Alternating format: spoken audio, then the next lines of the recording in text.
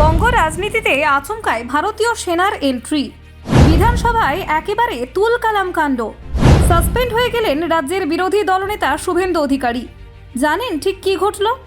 সেনা ইস্যুতে বিধানসভা উত্তাল, তড়িঘড়ি সাসপেন্ড হয়ে গেলেন শুভেন্দু অধিকারী। তুমুল বাক বিতণ্ডা শুরু তৃণমূল বিজেপির মধ্যে। ব্রাত্য বসুদের মন্তব্যে তোলপাড়। শুভেন্দু অধিকারীর সাসপেন্ড ও বিক্ষোভ নিয়ে একেবারে হুলস্থুল কাণ্ড। সেনাকে সামনে রেখে রাজনীতি। বিধানসভায় হই হট্টগোলের পর বিতর্ক চরমে। মমতা শুভেন্দু সেনা ইস্যুতে পাল্টাপাল্টি অবস্থা। দেশের গর্বে উঠছে প্রশ্নচিহ্ন। ওয়াকআউট থেকে স্লোগান শুরু। সেনা নিয়ে রাজনীতিতে নতুন অধ্যায় শুরু। দেশের গর্ব সেনা আর রাজনীতির জালিয়াতি। বিধানসভায় তুমুল বিতর্কের সৃষ্টি হলো। দেখুন ঠিক কি ঘটল। 2রা সেপ্টেম্বর বিধানসভা উত্তাল হয়ে ওঠে সেনা ইস্যুতে। শাসক তৃণমূল এবং বিরোধী বিজেপি নেতারা হই হট্টগোল শুরু করেন। সভায় তুমুল বাকবিতণ্ডায় জড়ান রাজ্যের শিক্ষামন্ত্রী ব্রাত্য বসু এবং বিরোধী দলনেতা শুভেন্দু অধিকারী। এই ঘটনায় বিধানসভায় সাসপেন্ড করা হয় শুভেন্দুকে। ঘটনার সূত্রপাত ঘটে 1 সেপ্টেম্বর মেয়ো রোডে।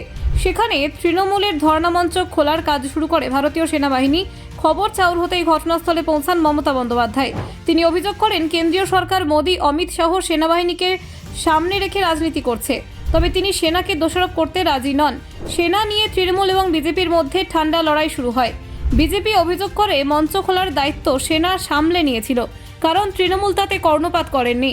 তাদের দাবি মমতা বন্দ্যোপাধ্যায় উদ্দেশ্য প্রণোদিতভাবে মঞ্চে উপস্থিত হয়ে অশান্তি তৈরি করেছেন। 2রা সেপ্টেম্বর বিধানসভায় পুনরায় সেনা ইস্যুতে উত্তাপ তৈরি হয়। বিরোধী দলনেতা শুভেন্দু অধিকারী অভিযোগ তোলেন যে রাজ্যের শিক্ষামন্ত্রী ব্রাত্য বসু ভারতীয় সেনাকে অপমান করেছেন। তাদের প্রতিবাদে স্লোগান দিতে গিয়ে শুভেন্দু অধিকারীকে সাসপেন্ড করা হয়। শুভেন্দু বলেন, অধিবেশন চলাকালীন ব্রাত্য বসু বাংলাদেশের সামরিক অভ্যুত্থানের সঙ্গে ভারতীয় সেনার তুলনা টানেন। এটি দেশের সেনাবাহিনীর প্রতি অসম্মান এবং ন্যায্য নয়। তাই তিনি স্পিকারের কাছে অনুরোধ করেন মন্ত্রী যে বক্তব্য দিয়েছেন তা বাদ দেওয়ার নির্দেশ দেন।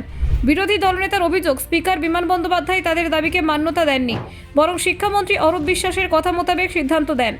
এরপরেই শুভেন্দুকে সাসপেন্ড করা হয়। তিনি বলেন, সেনাবাহিনীর অপমান আমি সহ্য করব না। তারা দেশের গর্ব এবং সীমান্ত রক্ষা করছে। শুভেন্দু আরও বলেন, ব্রাত্য বসুর মন্তব্য, মমতা বন্দ্যোপাধ্যায়ের ভয়ে জওয়ানরা পালিয়েছে। এটি দেশের সেনাবাহিনীর অপমান।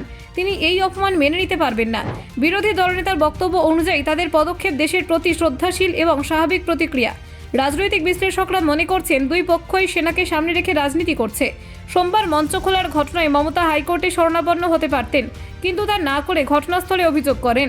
তিনি বলেন, আমাকে দেখে প্রায় 200 সেনা পালিয়েছে। এদিন শুভেন্দু অধিকারীও সেনা ইস্যুকে সামনে রেখে ওয়াকআউট করেন।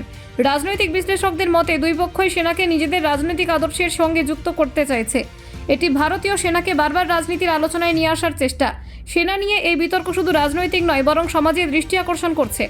Bureau report, news prime Times.